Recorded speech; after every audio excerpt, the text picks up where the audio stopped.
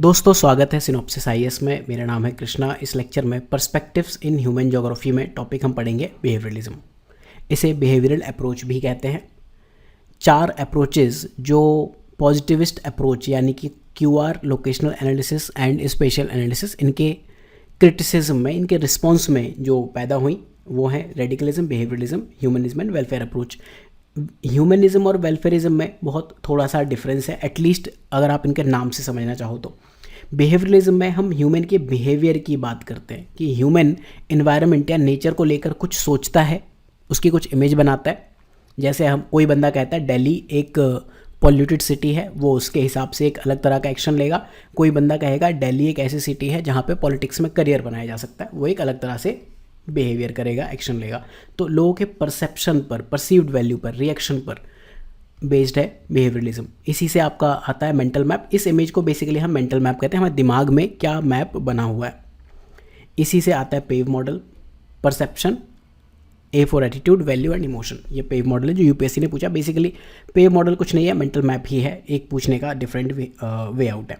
फिर new behaviouralism and approaches to behaviouralism, ये पढ़ना है। लेकिन बिहेवियर हम पढ़ते हैं बिहेवियरलिज्म में, एंड जब हम बात करते हैं ह्यूमन सेंट्रल टेंडेंसी है, ह्यूमन के बिना कुछ नहीं होगा, तो उसे हम कहते हैं ह्यूमनिज्म या ह्यूमनिस्टिक ज्योग्राफी। दोनों में डिफरेंस है, एक ह्यूमन की बात करता है, एक ह्यूमन के एक्शन की बात करता है। तो बिहेवियरलिज्म में हमें बेसिकली 4 मेन थीम पढ़नी है। एक तो बिहेवियरलिज्म के बारे में in general, mental map, PAVE theory, new behaviouralism and एक क्वेश्चन जो पूछा approaches to study of behaviouralism. ये सारी चीज़ें पढ़नी है, राइट। बैकग्राउंड में हम 4 चीज़ें पढ़ेंगे। Post positivist approach, then political science में जो इसका जेनेसिस था, क्या था, उसकी थोड़ी सी बात करेंगे। देन ज्योग्राफी में कैसे आए, क्रिटिकल बैकलैश से कैसे रिलेटेड है। इस लेक्चर में ना आपको बहुत सारे कीवर्ड्स देखने को मिलेंगे। फिर इसकी पोस्टुलेट एंड सेंट्रल थीम्स क्या हैं, objectives, then historical perspective, basically thinkers views क्या है। मेंटल मैप में आप 3 या 4 मॉडल पढ़ोगे। बोल्डिंग का मॉडल है, डाउन्स का मॉडल है। बोल्डिंग का मॉडल जो है उसी को डाउन्स ने थोड़ा और एक्सप्लेन किया डिटेल में, एक कॉम्प्लेक्स मॉडल है। देन सॉनफेल्ड एंड पोर्टियस, ये 2 मॉडल है। क्रिटिसिज्म, एप्लीकेशन, इवैल्यूएशन, कंक्लूजन, जो मेंटल मैप का है वही आपका बिहेवियरलिज्म का है, राइट। पेव मॉडल जब हम बात करेंगे तो हम 4 टर्म्स को एक्सप्लेन करके जो भी कंटेंट एंड इमेज है ना, ये मेंटल मैप की उठाएंगे। इसके बाद हम बात करेंगे न्यू बिहेवियरलिज्म क्या होता है, इसके की एस्पेक्ट क्या है, ऐसी क्या चीज़ें हुई कि बिहेवियरलिज्म के क्रिटिसिज्म में न्यू बिहेवियरलिज्म पैदा हो गया, इनमें डिफरेंस क्या है वो हमें पता होना चाहिए। पढ़ेंगे रीज़न, क्योंकि कुछ टॉपिक्स में पूछा हुआ है। इसके बाद अप्रोचेस, 8 अप्रोचेस है। इसमें से आप देखोगे cognitive approach, humanistic, perception, decision making, ये अप्रोचेस आपकी मेंटल मैप से जन्म लेती है। टाइम ज्योग्राफी या टाइम स्पेस अप्रोच, ये इस पर यूपीएससी ने अलग से क्वेश्चन भी पूछा हुआ है। तो ये सब हमें इस बिहेवियरलिज्म टॉपिक में पढ़ना है। बहुत सारी चीज़ें बुक्स में हैं, बहुत सारी नहीं है, बहुत सारी इधर उधर है। तो बिहेवियरलिज्म समझने के लिए ना पहले तो एक बार हम पीवाईक्यू देख लेते हैं, फिर हम सीधे मेंटल मैप समझेंगे कि होता क्या। पीवाईक्यू अगर आप देखो तो अर्ली डेज़ में जो 2008 तक क्वेश्चन पूछे, ये यही है, बिहेवियरल अप्रोच पर शॉर्ट नोट लिख दो। यहाँ पर 2008 में भी वही पूछा, 1990 में वही पूछा। यहाँ पर यही कहा कि बिहेवियरल ज्योग्राफी जो आपके बेसिकली पहले चला आ रहा था, उनसे जब डिसइल्यूजनमेंट हो गया मॉडल्स के ऊपर, तब बिहेवियरलिज्म ने जन्म लिया। बेसिकली बस वो लाइन लिख दी, ले दे के लिखना आपको बिहेवियरलिज्म पर शॉर्ट नोट ही है। इसके बाद जो अगले क्वेश्चंस हैं, mental map, approaches to study behavioural geography, जो अभी हम 8 अप्रोचेस देख रहे थे। टाइम ज्योग्राफी का कॉन्सेप्ट, इन्हीं में से एक अप्रोच है। Then PAVE, perception, attitude, value and emotion. जब आप मेंटल मैप पढ़ लेते हो वही बेसिकली PAVE है। और इन्वायरमेंटल मैनेजमेंट की ये थ्योरी कैसे है, कैसे ऐसे एक्सप्लेन करता है, अप्लाइड क्वेश्चन हो गया। आपको बेसिकली इन 4 टर्म्स लेकर इन्वायरमेंटल मैनेजमेंट की डेफिनेशन लेकर एक्सप्लेन कर देना। बुक में रूपा मेड सिंपल में थोड़ा सा इसका जिक्र है, but PAVE theory as such कोई स्टेब्लिश थ्योरी नहीं है। परसेप्शन, एटीट्यूड, वैल्यू की रूपा बात करती है और 2-3 बुक्स में और बात की हुई है। उसी को थोड़ा मॉडिफाई करके यूपीएससी ने क्वेश्चन पूछ दिया। अब जब क्वेश्चन पूछता है कि शॉर्ट नोट लिखो, तो शॉर्ट नोट में ऐसा नहीं कि आप बिहेवियरलिज्म लिख दो, थिंकर्स लिख दो, आप इन सब हेडिंग्स पे बात कर सकते हो। बिहेवियरलिज्म ये होता है, ये बैकग्राउंड है, सारी चीज़ें इन शॉर्ट आप बता सकते हो। तो बिहेवियरलिज्म को समझने के लिए हम क्या करेंगे, सबसे पहले डेफिनेशन जो है, it is an approach in geography that focuses on understanding human behaviour. Human behaviour को हम समझना चाहते हैं, कहाँ? बिहेवियर तो हम समझ रहे हैं, but where? In relation to environment, यानी कि ज्योग्राफी या नेचर के रिलेशन में। नेचर को आप साथ में लेके ही बिहेवियर समझोगे। और पर्टिकुलरली हाउ, कैसे आप चीज़ों को परसीव कैसे करते हो, रिएक्ट कैसे करते हो, इंटरेक्ट कैसे करते हो। रिएक्शन और इंटरेक्शन के लिए हमने एरो बनाए हैं। परसेप्शन के लिए इमेज है, हमने कुछ सोचा एंड उसके बेस पर एक इमेज बनाई, ये आपका बिहेवियरलिज्म है, राइट। ये जो आया बेसिकली जो ट्रेडिशनल डिटर्मिनिस्टिक अप्रोच थी, जैसे हमने डिटर्मिनिज्म वगैरह पढ़ा ऊपर, डाइकोटोमी डुअलिज्म, वहाँ पे हमने जब डिटर्मिनिज्म की बात की कि ए डिटरमाइंस बी, जैसे इन्वायरमेंटल डिटर्मिनिज्म है, वहाँ पे ह्यूमन की एजेंसी को हम नहीं लेते। ले देकर जब हमने क्वांटिटेटिव रिवॉल्यूशन में भी क्रिटिसिज्म देखा था, तो हमने क्या कहा कि ह्यूमन जो है होमो इकोनॉमिकस बन गया, इकोनॉमी ही उसके माइंड में चल रही है, पैसा हमेशा माइंड में चल रहा है, ऐसा नहीं है। इकोनॉमी डिटरमाइंस मैन, वो क्वांटिटेटिव रिवॉल्यूशन का डिटर्मिनिज्म था। तो उन सब के क्रिटिसिज्म में बिहेवियरलिज्म आया। बिहेवियरलिस्ट क्या कहते हैं कि जब भी आप थ्योरी बनाओ तो आपको ऑब्जर्वेबल बिहेवियर पर ही फोकस करना चाहिए। अब ये चीज़ याद रखना, इन्होंने कहा थ्योरी बनानी है, इनका क्रिटिसिज्म भी यही है, क्योंकि ह्यूमन बिहेवियर की बात करते हैं एंड अल्टीमेटली उसके लिए भी थ्योरी बना देते हैं। तो अल्टीमेटली क्या हुआ, आपने मॉडल बिल्डिंग यानी कि पॉजिटिविज्म ही एक तरह से यूज़ कर लिया। तो इससे पहले हम डिटेल में कुछ और चीज़ें पढ़ें, हिस्टोरिकल इमरजेंस वगैरह, बैकग्राउंड वगैरह, पहले हम मेंटल मैप समझते हैं, ये ज़्यादा इंपॉर्टेंट है। मेंटल मैप बेसिकली होता क्या है, इसके लिए मैं आपको कुछ टर्म्स बताता हूँ, वो चीज़ें आप ध्यान रखो। मेंटल मैप एक तो वही है कि पीपल हैव इन्वायरमेंटल इमेजेस या इन्वायरमेंटल परसेप्शन, ये सब कीवर्ड है ज्योग्राफी में, इमेज है, परसेप्शन है, काफ़ी इंपॉर्टेंट कीवर्ड है, आपने देखा ही क्वेश्चन आते हैं। और उनका जो बिहेवियर है that is rooted in perceived world rather than world of actuality, ये भी कीवर्ड है, परसीव्ड वर्ल्ड है, वर्ल्ड ऑफ एक्चुअलिटी, ये सब कीवर्ड्स हैं। ये अभी हम जब पोस्टुलेट या सेंट्रल थीम्स की बात करेंगे तब हम पढ़ेंगे। अब इसमें जो 4 मॉडल हैं, Boulding model, downs model and 2 model और हैं, इसमें से 2 मॉडल इंपॉर्टेंट है क्योंकि इन्होंने ने डिटेल में बताया। अब मेंटल मैप को थोड़ा मैं आपको एक्सप्लेन करूँ, अगर आप इसको और बेटर रिफाइंड डेफिनेशन लिखना चाहते हो, mental map are internal representation of spatial SPATIAL spatial environment. अब इंटरनल रिप्रेजेंटेशन किसका है, हमारा, of individuals. Internal representation of spatial environment, कौन सा इन्वायरमेंट, कौन सा internal representation, that is created based on their perception, knowledge, experience, emotion, ये सारी चीज़ें हो गई, वैल्यू, एटीट्यूड, सोसाइटी, कल्चर। तो उस हमारे प्रीवियस एक्सपीरियंसेस से, हमारी नॉलेज से, हमारे कल्चर से, जो भी हमने एक किसी चीज़ को इंटरनली मन ही मन में जो रिप्रेजेंटेशन दे दी, जैसे मैंने आपको दिल्ली सिटी का एग्जांपल बताया, किसी ने कहा कि वो पॉलिटिकल कैपिटल है, करियर बनेगा, किसी ने कहा कि पॉल्यूशन है, वहाँ पे जाके लाइफ को थ्रेट हो जाएगा, करियर तो छोड़ो। ये बेसिकली मेंटल मैप की डेफिनेशन है। तो अब एक चीज़ होगी, these maps are not objective, ये ऑब्जेक्टिव नहीं है, these are not accurate representation of geography. तो पहले हम ये मॉडल समझते हैं, फिर कुछ की एस्पेक्ट्स की बात करूँगा मैं आपको डिटेल में। मेंटल मैप वैसे मैं पेड लेक्चर में ऑलरेडी अभी अपलोड करवा चुका हूँ, ठीक। तो ये 2 इमेजेस आप ज़रा कंपेयर करो, दोनों सिमिलर इमेजेस हैं। जो बोल्डिंग का मॉडल है वो कहते हैं इन्वायरमेंट से हम कुछ इमेज बनाते हैं, इमेज के बेस पे बिहेव करते हैं। मान लो X एंड Y 2 पर्सन है एंड मैं कहता हूँ X पर्सन इज़ गुड मेरे हिसाब से and Y person is bad. तो अब ये मेरी इमेज है, X is good and Y is bad. इसके लिए मेरे बिहेवियर अलग होंगे, Y के लिए बिहेवियर अलग होंगे। हो सकता है आपके लिए X पर्सन बैड हो, Y पर्सन गुड हो, तो चीज़ें आपको डिफरेंट दिख सकती हैं। इसी मॉडल को थोड़ा सा और डिटेल में एक्सप्लेन करने के लिए डाउन्स ने मॉडल दिया। तो जो ये इन्वायरमेंट है, ये चीज़ इन्होंने रखी रियल वर्ल्ड में। डाउन्स कहते हैं रियल वर्ल्ड से आप शुरू करो, रियल वर्ल्ड में ना बहुत सारी इन्फॉर्मेशन छिपी हुई है। There could be suppose 100 information available है, ठीक। अब 100 इन्फॉर्मेशन में ऐसा तो है नहीं कि आपको सब पता है, सब नहीं पता। तो उसको एक्सप्लेन करने के लिए ना ये सोनफेल्ड ने जो मॉडल दिया था, इसमें इन्होंने एक कीवर्ड यूज़ किया, ऑपरेशनल इन्वायरमेंट। इनके हिसाब से बहुत सारे ऐसे पार्ट हैं दुनिया में कि हम उनसे अवेयर हैं नहीं हैं। बहुत सारी ऐसी चीज़ें होती है जैसे अवेयर नहीं हम। फॉर एग्जांपल मैं कहूँ कि अभी कहीं पे लैंडस्लाइड की कंडीशंस बिल्ड हो रही हैं, या अगर आपको पता है जैसे सुनामी की कंडीशन बिल्ड हो रही है, अर्थक्वेक, या धरती में जो एंडोजेनेटिक फैक्टर्स वर्क कर रहे हैं, इवन एक्सोजेनेटिक फैक्टर्स भी आपको तो नहीं पता कहाँ हो रहा है, रिवर इरोजन कर रही है, कैसे कर रही है, नहीं पता ना कुछ भी, राइट। तो बहुत सारी इन्फॉर्मेशन अवेलेबल हैं ऑपरेशनल इन्वायरमेंट में, ये इन्फॉर्मेशन है। उसमें से हम कुछ 90 आगे ले जाते हैं, परसेप्चुअल रिसेप्टर, ये दोनों चीज़ें परसेप्शन में आती हैं। अब ये शॉर्ट में परसेप्शन लिखा हुआ है। उस रिसेप्टर में मान लो 90 इन्फॉर्मेशन अवेलेबल है, मान लो मुझे हिमालयाज़ की स्टडी करनी है, मेरा पर्पज़ ऑफ स्टडी सपोज मुझे वहाँ टूरिज्म घूमने जाना है, तो अब उसमें से ना मैं फ़िल्टर लगाऊंगा अपने रीज़न को लेकर, मेरी वैल्यूज़ क्या है, इस टाइम पे घूमना है मुझे।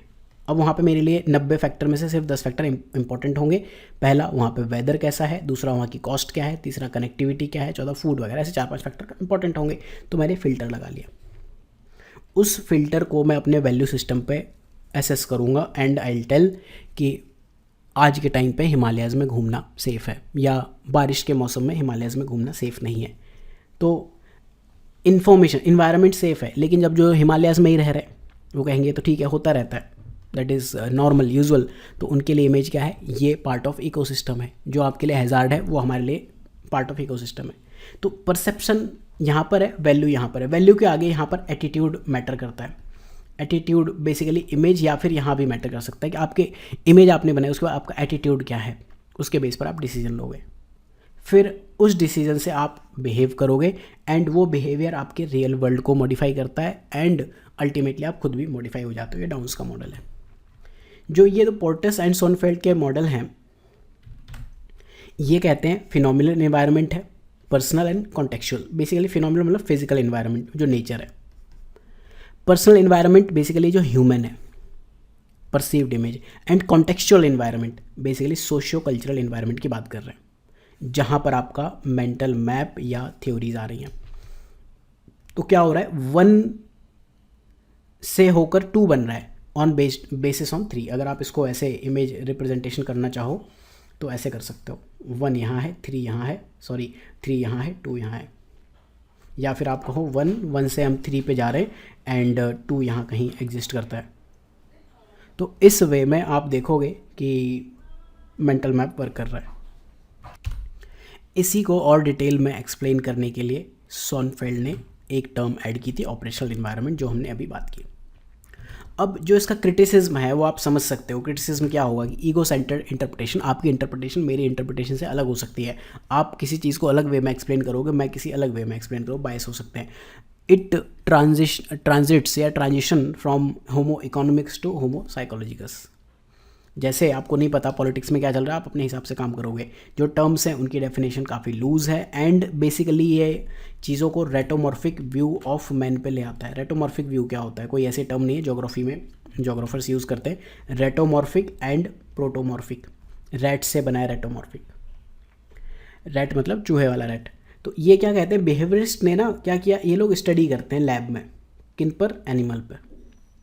वो जो फाइंडिंग्स हैं उनको आप डायरेक्टली अप्लाई कर देते हो ह्यूमन बिहेवियर पर। अब आप ये बताओ, आपने जैसे बहुत सारी सेल्फ हेल्प बुक्स पढ़ी हों या सुनी होंगी, मोटिवेशनल स्पीकर्स की बात सुनी होगी, क्या कहते हैं, एक बिल्ली को इन्होंने डब्बे में बंद कर दिया, यहाँ पर वाइट बॉक्स है, यहाँ ब्लैक बॉक्स है, यहाँ फूड रखा है, यहाँ करंट है। तो अब वो बिल्ली का बिहेवियर देख रहे हैं, बिल्ली यहाँ जाती है, यहाँ जाती है। तो बेसिकली आपने कैट या रेट के बिहेवियर पर ह्यूमन पे अप्लाई कर दिया। ये डेटा तो है नहीं अल्टीमेटली।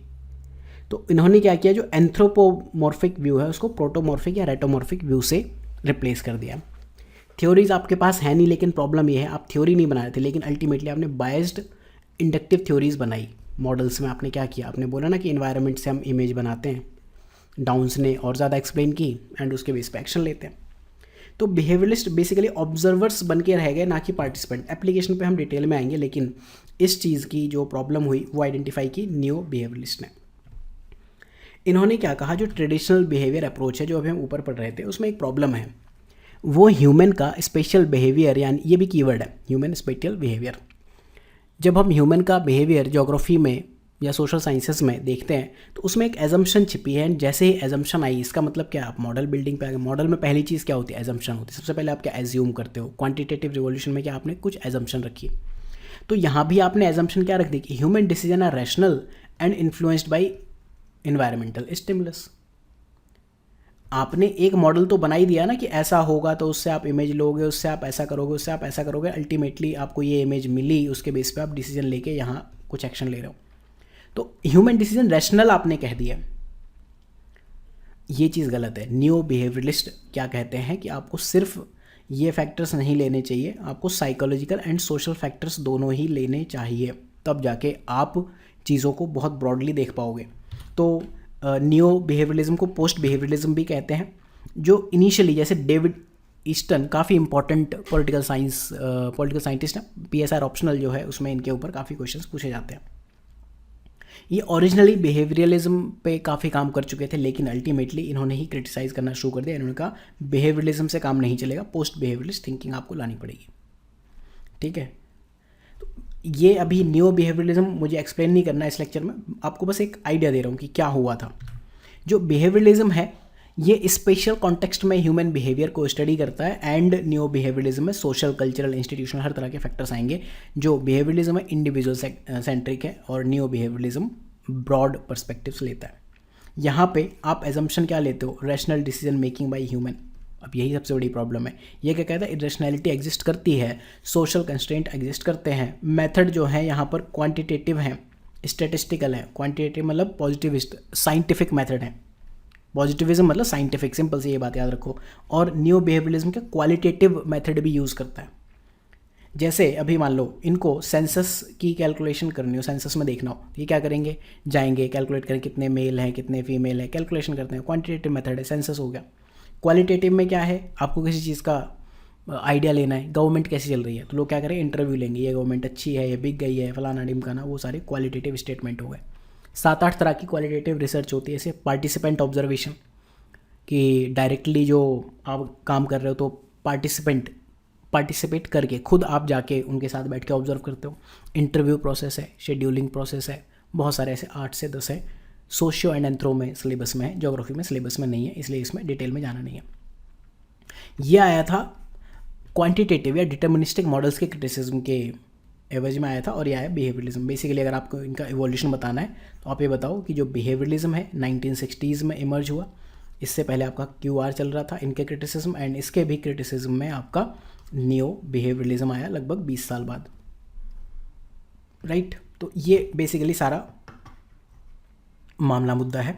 एंड जब मैं बात करता हूँ कि बिहेवियरलिज्म के की एस्पेक्ट्स क्या है, अब आप बता दोगे। परसेप्शन ऑफ स्पेस, परसेप्शन पे चलता है। कॉग्निटिव मैपिंग, मेंटल मैपिंग या कॉग्निटिव मैपिंग, ये सारी चीज़ें सेम है।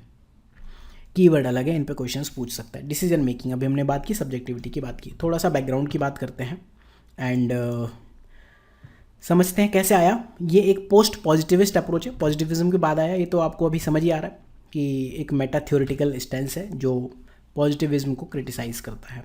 पॉजिटिविज्म क्या कहता है, ऑब्जेक्टिविटी है, कोई बायस नहीं है, क्वांटिटेटिव मेथड है, सिंगल रियलिटी है जो ऑब्जर्वेबल है, ये जनरल लॉज बताते हैं। राइट, हमने ऊपर पढ़ा था ना स्टार्टिंग में, अगर आपको ध्यान नहीं है तो एरियल डिफरेंशिएशन में जनरल ज्योग्राफी वगैरह, इडियोग्राफिक एंड नोमोथेटिक, उसी की बात कर रहे हैं। राइट, तो हम कहाँ थे, यहाँ पर। अगर आप पोस्ट पॉजिटिविस्ट वे में देखो, ये क्या कहते हैं, background knowledge and values of researcher भी काफ़ी इंपॉर्टेंट रोल प्ले करती है। आपको क्वांटिटेटिव क्वालिटेटिव दोनों मेथड पे जाना चाहिए। जो रियलिटी है कॉम्प्लेक्स है, सिंगल नहीं है, कॉम्प्लेक्स है, और मतलब ऑब्जर्वेबल है बट कॉम्प्लेक्स है, और सिंगल नहीं है, मल्टीपल वेज में आ सकती है। इस तरह से आप पोस्ट पॉजिटिविज्म में डिफरेंशिएट कर सकते हो। एग्जाम में अगर पूछ ले तो ही इसको रखो, अदरवाइज ऐसा कुछ याद करने की नीड नहीं, आपको बस एक्सप्लेन करने के लिए। कंजंक्चर इन ज्योग्राफी एक इंपॉर्टेंट कीवर्ड है, बस इसको याद कर लेना पॉज करके। यहाँ पे एक्सप्लेन नहीं करूँगा, टाइम फालतू में बहुत हो जाएगा, कोई बहुत ऐसी इंपॉर्टेंट चीज़ नहीं है। बिहेवियरलिज्म सबसे पहले पॉलिटिकल साइंस में आया, वहाँ 1930s में आया था। वहाँ इसका जो मेन पर्सपेक्टिव था ना, observable and quantifiable behaviour of political actors. Basically political parties कैसे बिहेव करती हैं, उनकी आइडियोलॉजी कैसे शेप होती है, एंड इसके बाद वोटिंग बिहेवियर क्या है। राइट, लोग किस पार्टी को वोट कर रहे हैं, वोट करेंगे नहीं करेंगे, ये सारी चीज़ें पॉलिटिकल एक्टर्स, उनका बिहेवियर स्टडी करने के लिए बिहेवियरलिज्म आया था। और डेविड ईस्टन काफ़ी इंपॉर्टेंट पर्सनैलिटी हैं, जो ज्योग्राफी में बस हम एक जगह पढ़ते हैं, न्यू बिहेवियरलिज्म में, PSR ऑप्शन में बहुत इंपॉर्टेंट पर्सन है। फिर ये ज्योग्राफी में आया, तो ज्योग्राफी में जब आया तो इसने क्या किया, क्रिटिकल बैकलैश टर्म उसके साथ इमर्ज हुआ। क्वांटिटेटिव रिवॉल्यूशन एंड पॉजिटिविज्म, इनका जब क्रिटिसिज्म हुआ। बेसिकली क्यों था क्रिटिसिज्म, क्योंकि जो हम QR की एजम्पशन है बहुत आइडियल है। हम ये मानते हैं कि ह्यूमन रैशनल भी है, इकोनॉमिक भी है, इनफाइनाइट नॉलेज है हमें सबकी, दुनिया में जो कुछ है बिल्कुल आइसोट्रोपिक है, एंड फ्री मार्केट है। तो ये जो एजम्पशन है अनरियलिस्टिक है एंड ग्रॉसली अनरियलिस्टिक है, और ऊपर से नॉर्मेटिव क्वेश्चंस को आप इग्नोर कर देते हो। तो जो ये मॉडल्स हैं ना, basically these are normative models and these are poor description of geographical reality. Poor description of man and environment relation. तो बिहेवियरलिस्ट ने क्या कहा, हम कुछ पॉइंट्स देते हैं, उनको याद रखो। सबसे पहली लाइन, ये लाइन बाय लाइन आप याद कर लो, बहुत बढ़िया लाइन्स है, इन पे आप बैठ के अगर सोचोगे तो मज़ा आएगा सोचने में।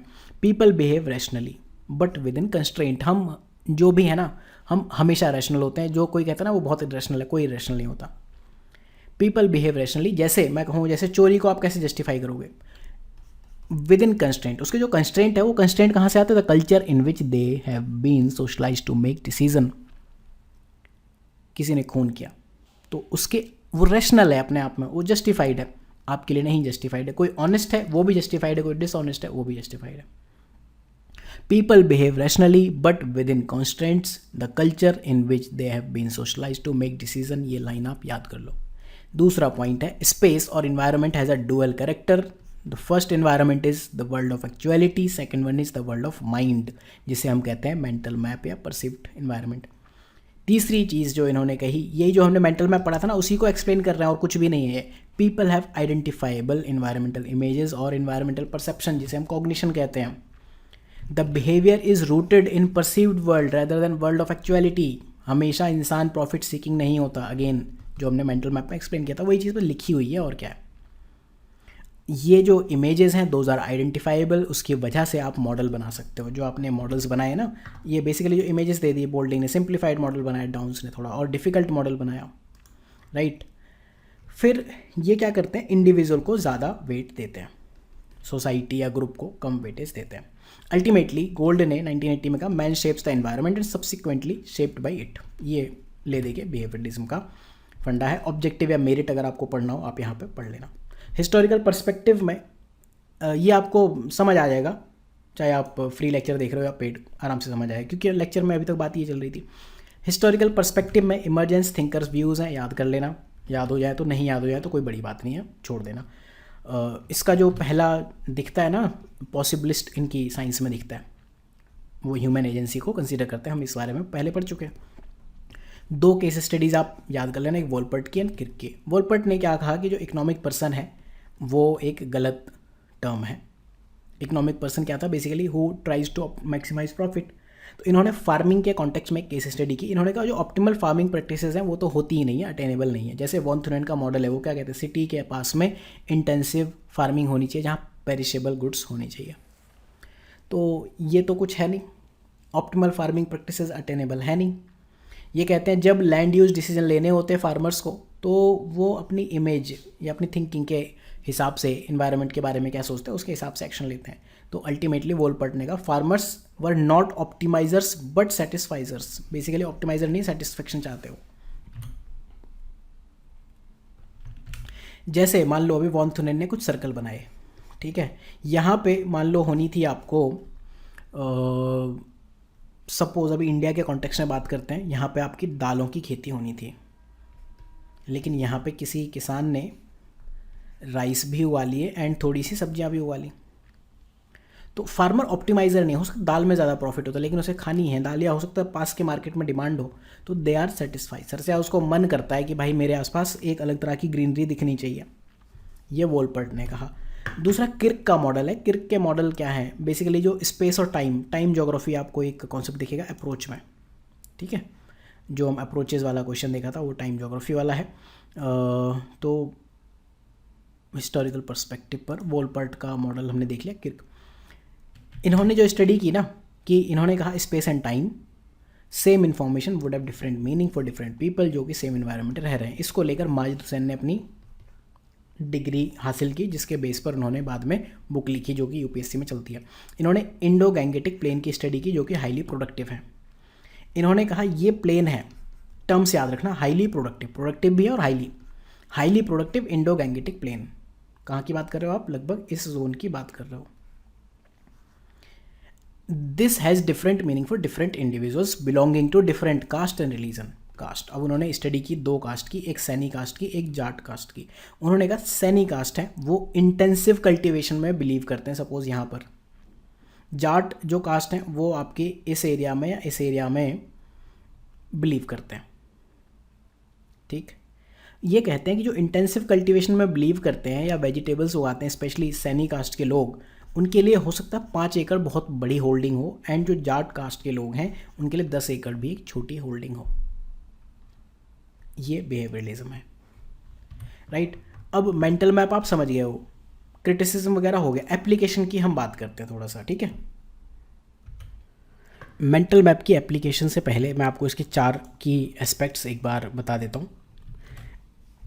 सबसे पहली चीज़, it is based on subjectivity. दूसरी चीज़ आप ये मान लो, पहला मान लो कि simplification and distortion, model building की भी यही चीज़ें होती हैं। तीसरा फंक्शनल यूज़, यानी कि फंक्शनल पर्सपेक्टिव। फंक्शनलिज्म एक सोशियोलॉजी एंड एंथ्रोपोलॉजी का कॉन्सेप्ट है। इमाइल डर्कहाइम इसके फादर माने जाते हैं। उनके अकॉर्डिंग सोसाइटी में जो कुछ भी है उसका कोई ना कोई फंक्शनल यूज़ है। जैसे कास्ट सिस्टम है तो किसी फंक्शन से है, एजुकेशन सिस्टम है तो उसका कोई फंक्शनल रोल है, दैट इज़ फंक्शनलिज्म। तो मेंटल मैप है, उसका कोई फंक्शन है, तो फंक्शनल एस्पेक्ट है इसका, या फंक्शनलिस्ट एस्पेक्ट है। चौथा, इस पर कल्चरल या सोशल इन्फ्लुएंस पड़ता है, ठीक। अब इस कॉन्टेक्स्ट में मैं application of mental map and application of behaviourism दोनों चीज़ें आपको बताता हूँ। सिलेबस के अकॉर्डिंग कुछ टर्म्स उठाते हैं, जैसे मान लो हम सिलेबस पे जाते हैं PYQ में। सिलेबस अगर आप देखो तो सेटलमेंट ज्योग्राफी फॉर एग्जांपल उठाते हैं। सेटलमेंट में एक टॉपिक रूरल सेटलमेंट है, अर्बन है, एंड देन है टाउन प्लानिंग, ठीक है। हम टाउन प्लानिंग उठाते हैं, ट्रांसपोर्ट से कुछ, पॉलिटिकल से कुछ उठाते हैं, ट्रांसपोर्ट ज्योग्राफी से कुछ उठाते हैं। एग्रीकल्चर का हमने अभी कुछ एग्जांपल देख ही लिया। मान लो अभी मैं कहूँ कि अर्बन प्लानिंग टाउन प्लानिंग में कैसे वर्क करता है। अर्बन प्लानिंग में 3-4 एस्पेक्ट हैं सेटलमेंट में। पहला कि अर्बन परसेप्शन को समझने में मेंटल मैप या बिहेवियरलिज्म एक रोल प्ले करता है। मेंटल मैप्स प्लानर्स को, जो भी ज्योग्राफिकल प्लानर्स हैं या फिर प्लानिंग कमीशन के लोग हैं कहीं के भी, तो वो क्या करते हैं, वो ये देखते हैं कि लोग किसी एरिया को कैसे परसीव करते हैं, किसी अर्बन स्पेस में कैसे नेविगेट करते हैं। उससे क्या है, मान लो इस एरिया में आपको टाउनशिप बिल्ड करनी है, तो क्या है, आप देखोगे बड़ी सिटी बनानी, छोटी बनानी, आप देखोगे यूज़र फ्रेंडली कैसे बनेगी, ट्रांसपोर्ट लाइन कैसे बनेगी, साइनेज कैसे बनेंगे, वॉकेबिलिटी आप कहाँ होना, साइनेज मतलब ट्रैफिक सिग्नल वगैरह, पब्लिक ट्रांसपोर्टेशन सिस्टम कहाँ बनेगा, पब्लिक स्पेस कहाँ बनेंगे, अर्बन परसेप्शन के बेस पे। दूसरा, लैंडमार्क एंड पाथवेज। सपोज़ यहाँ पर कोई पॉन्ड है, यहाँ पर कोई टेम्पल है, यहाँ पर कोई मॉस्क है, इस तरह से कई सारी चीज़ें बनी हुई हैं। अब आप देखोगे कि मेंटल मैप को स्टडी करके कि टेम्पल लोग ऐसे घूम के तो नहीं जाते, ऐसा तो नहीं कि पॉन्ड से होकर फिर टेम्पल जाते हो या डायरेक्टली जाते हैं। तो मेंटल मैप को स्टडी करके जो अर्बन प्लानर्स हैं वो लैंडमार्क्स को ढूंढते हैं, वेल यूज्ड रूट्स ढूंढते हैं। जैसे इसका क्या मतलब वेल यूज्ड रूट्स का, या ऑप्टिमाइज्ड रूट्स, या cognitive route choice, CRC cognitive route choice. मान लो आपको A प्लेस से B प्लेस पर जाना है, यहाँ शॉप है, आपको बस दूध लेने जाना है, ठीक है। एक रूट ऐसे जाता है, एक रूट ऐसे जाता है, और आप यहाँ पहुँच जाते हो। टेक्निकली आपको इस रूट से जाना चाहिए था, लेकिन हो सकता है आप इस रूट से जाते हो, क्या पता आपको बीच में किसी से मिलते हुए जाना है, यहाँ पे फ्रेंड को भी साथ में लेते हुए जाना है, और यहाँ पे विमल आपको खाते हुए फिर दूध लेने जाना है। हो सकता है आपको जाने का रूट ये हो, आने का रूट यही हो। इसे कहते हैं कॉग्निटिव रूट चॉइस। उसके बेस पर अर्बन परसेप्शन और कॉग्निटिव रूट चॉइस के बेस पर हम यूज़ करते हैं लैंडमार्क एंड पाथवेज, जिसमें हम फंक्शनल अर्बन स्पेसेस जैसे कि पार्क हुए, प्लाजा हुए, मॉल हुए, रिक्रिएशन एरियाज़ हुए, इन सब चीज़ों को उठाते हैं। फिर जो पब्लिक स्पेसेस हैं, जैसे आपका रेलवे स्टेशन कहाँ बनना है, एयरपोर्ट कहाँ बनना है, गोल्फ कोर्स कहाँ बनना है, स्टेडियम कहाँ बनना है, इस तरह की चीज़ें, लॉजिस्टिक्स कहाँ होंगे, वो आप पब्लिक स्पेस उसके बेस पर डिफाइन करते हो बिहेवियरलिज्म यानी कि मेंटल मैप के बेस पे। अब हम बात करते हैं ट्रांसपोर्ट में कैसे यूज़ हो रहा है।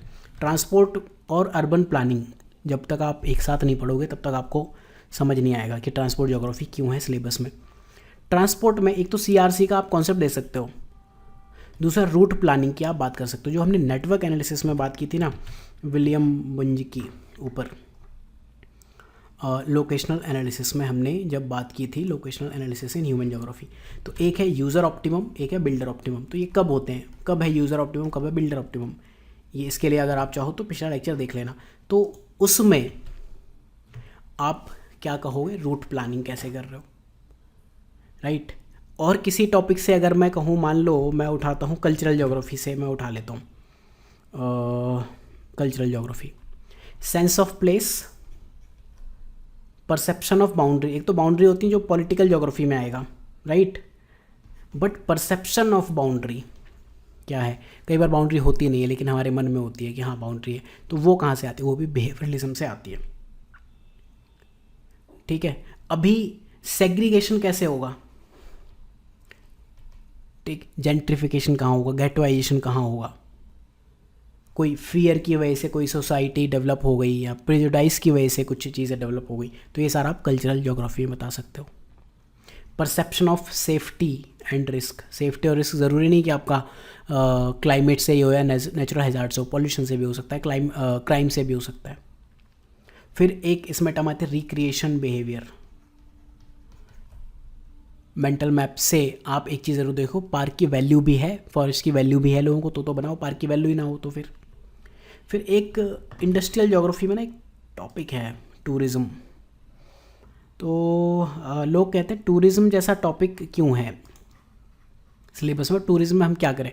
टूरिज़्म में एक तो आप perception of safety and risk की बात कर सकते हो, दूसरा विजिटर एक्सपीरियंस की बात कर सकते हो, डेस्टिनेशन मार्केटिंग, कुछ जो कीवर्ड्स हैं ना, सेग्रीगेशन हो गया, अगेन कॉग्निटिव रूट चॉइस हो गया, ट्रैफिक फ्लो एंड कंजेशन क्या हुआ, किसी सिटी का परसेप्शन क्या है, हिमालयस का भी जैसे मैंने आपको एग्जांपल दिया कि लोग जाना चाहेंगे नहीं जाना चाहेंगे। तो टूरिज़्म हुआ या कोई भी ऐसी एक्टिविटीज़ हैं वो आपको हमेशा बिहेवियरल कॉन्टेक्स्ट में देखनी चाहिए। तो एप्लीकेशन आप चीज़ों के ऐसी करोगे। अब मैं आपको एक दो चीज़ें चाहूँगा, मैं कुछ आपको पॉइंट्स देता हूँ। ट्रांसपोर्ट में हो गया, दो चार चीज़ें और सोचना, अर्बन प्लानिंग हो गया, सफिशिएंट है। पॉलिटिकल ज्योग्राफी में आप सोचना मेंटल मैप के क्या एप्लीकेशन हो सकती हैं। एक न्यू टर्म आ रही है एजुकेशन ज्योग्राफी, बेसिकली ज्योग्राफी को पढ़ाने का क्या तरीका है। स्पेशल लिटरेसी की जो बात होती है उसमें सोचना क्या चीज़ें हो सकती है। एग्रीकल्चर में कुछ और चीज़ें आप सोचना, बिहेवियरलिज्म में कुछ केस स्टडीज़ सर्च करना,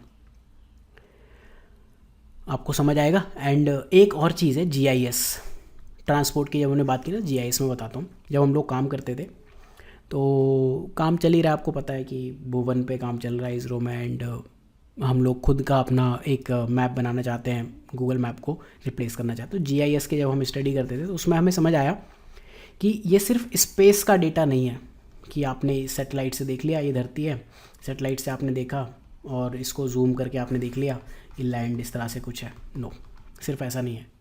आप इसमें जब तक एक सब्जेक्टिव या ह्यूमन डायमेंशन नहीं डालोगे, यानी कि क्वालिटेटिव एस्पेक्ट नहीं डालोगे, तब तक आपका जीआईएस या इस तरह की कोई भी मैपिंग का मतलब नहीं है। फॉर एग्जांपल आपको ये प्लेस, मैं कलर चेंज करता हूँ, मान लो ए प्लेस से आपको बी प्लेस जाना है, बहुत सारे रूट्स अवेलेबल है इस तरह से, ठीक है। अब गूगल मैप टेक्निकली आपका जो फास्टेस्ट रूट होना चाहिए वो ये होना चाहिए, कुछ ऐसे यहाँ से गए और यहाँ पहुँच गए, या फिर ये वाला रूट होना चाहिए। लेकिन गूगल मैप कहता है कि जो ये वाला जो रूट है ना, यहाँ कंजेशन मिलेगा, आप ट्राई करो इस वाले रूट से जाओ, इधर ऐसे जाओ, जल्दी पहुंच जाओगे। कहाँ से आया ये बेसिकली मेंटल मैप का यूज़ करके या ह्यूमनिस्टिक डायमेंशन को ऐड करके, सब्जेक्टिव एलिमेंट ऐड करके आपने साइंस, स्पेस साइंस, ज्योग्राफी का स्पेस, SPATIL नहीं, स्पेस वाली साइंस, उसको आपने ह्यूमन के लिए यूजेबल चीज़ बना दी। Behavioural model of transportation and movement आपने बना दिया। इवैल्यूएशन आप कर लोगे, कंक्लूजन आप कर लोगे। तो पेव मॉडल की जब हम बात करेंगे डिटेल में, तो ये मैं पेड लेक्चर में बताऊंगा कैसे चल रहा है, बट बेसिकली जो मेंटल मैप में आपने समझा उसको आप डिटेल में एक्सप्लेन करोगे। And approaches to study, 8 approaches हैं। कॉग्निटिव, ह्यूमनिस्टिक, कॉग्निटिव हो गई, ह्यूमनिस्टिक हो गई, environmental perception and decision making, ये 4 चीज़ें आपकी मेंटल मैप से आती हैं। 5वीं चीज़ आपकी टाइम ज्योग्राफी है, इस पे यूपीएससी ने अलग से क्वेश्चन पूछा है। Then environmental psychology, cultural and behavioural ecology, ये अप्रोचेज हैं। तो बिहेवियरलिज्म में आपने एक चीज़ ऑब्जर्व की होगी कि कीवर्ड्स बहुत सारे हैं, राइट। एंड PYQs जिस तरह से बिहेवियरलिज्म टॉपिक में पूछे हैं, तो आप ये ऑब्जर्व करोगे कि इसमें ना उठा के कीवर्ड से काफ़ी क्वेश्चंस पूछे हैं। अब क्योंकि पिछले कुछ टॉपिक में जैसे इन्वायरमेंटलिज्म में नियो इन्वायरमेंटलिज्म पूछ लिया, तो न्यू बिहेवियरलिज्म पूछने के चांसेस भी हैं। पॉजिटिविज्म पूछ लिया है तो पोस्ट पॉजिटिविज्म पूछने के चांसेस भी। आपको पॉजिटिविज्म कहाँ पूछा है, यहाँ कहीं पूछा है, कंटेम्प्रेरी पैराडाइम, ठीक है, ऊपर कहीं था पॉजिटिविज्म, हमने देखा था राइट। तो पॉजिटिविज्म वगैरह पूछ लिया, ठीक है। मार्क्सिस्ट अप्रोच इन जियोग्राफी पूछा हुआ है, ठीक। आगे भी जो आएंगे ह्यूमनिज्म, डुअलिज्म, इन सब चीज़ों में आपको थोड़ा थोड़ा अप्लाई करके देखो। इन्वायरमेंटलिज्म में देखो बिहेवियरलिज्म कैसे अप्लाई होता है, डुअलिज्म में देखो कैसे होता है, स्टॉप एंड गो डिटर्मिनिज्म में कैसे बिहेवियरलिज्म अप्लाई हो रहा है, एंड नियो डिटर्मिनिज्म, इसमें देखो बिहेवियरलिज्म कैसे अप्लाई हो रहा है। आप समझो ना, डिटर्मिनिज्म है तो नियो डिटर्मिनिज्म पूछ लिया, इन्वायरमेंटलिज्म है तो नियो इन्वायरमेंटलिज्म पूछ लिया। तो अब जब नियो का क्वेश्चन पूछेगा तो नियो रेडिकलिज्म जैसी कोई टर्म नहीं है, नियो ह्यूमनिज्म, नियो वेलफेयरिज्म जैसी कोई टर्म नहीं है, नियो बिहेवियरलिज्म ही एक टर्म है जो कि एग्जाम में पूछना बनता है। बाकी तो ये क्वेश्चन से रिपीट होंगे या फिर कुछ लैंग्वेज घुमा फिरा के पूछेगा वो सेम चीज़ें। So thank you for watching. ये लेक्चर अगर आप ज्वाइन करना चाहते तो सिनॉप्सिस आईएएस की वेबसाइट पे जाके ऑप्शनल्स में आपको ज्योग्राफी ऑप्शनल में दिख जाएंगे, these are the courses, and YouTube playlist भी आप देख सकते हो right. Thank you for watching, have a good day.